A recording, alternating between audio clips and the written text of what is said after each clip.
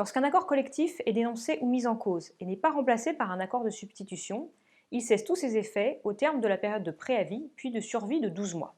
Cependant, les salariés qui bénéficiaient de cet accord collectif dénoncé ou mis en cause vont conserver certains avantages issus de cet accord. Jusqu'à la loi du 8 août 2016, il s'agissait des avantages individuels acquis résultant de l'accord dénoncé ou mis en cause, par exemple les congés supplémentaires prévus par l'accord.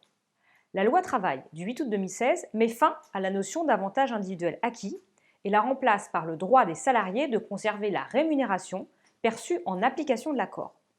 Selon le nouveau texte légal, les salariés conservent, en application de l'accord dénoncé ou mis en cause, une rémunération dont le montant annuel, pour une durée de travail équivalente à celle prévue par leur contrat de travail, ne peut être inférieur à la rémunération versée lors des 12 derniers mois.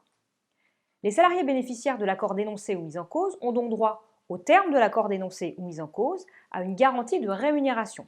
Par exemple, le montant de la prime d'ancienneté ou de 13e mois prévu par l'accord. Contrairement aux avantages individuels acquis, cette garantie porte uniquement sur un montant financier, pas sur des avantages tels que des congés.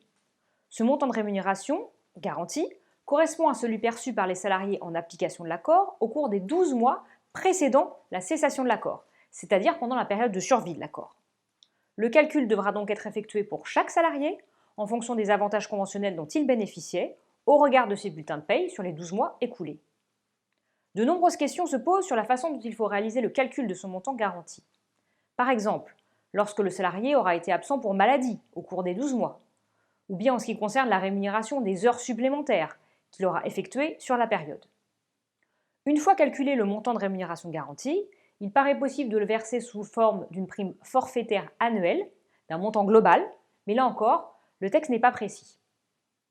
Les interrogations restent nombreuses et seront probablement source de contentieux à l'avenir. Elles incitent à conclure pendant la période de survie, ou même avant la mise en cause comme cela est désormais possible grâce à la loi Travail, un accord collectif de substitution évitant le versement de cette garantie de rémunération.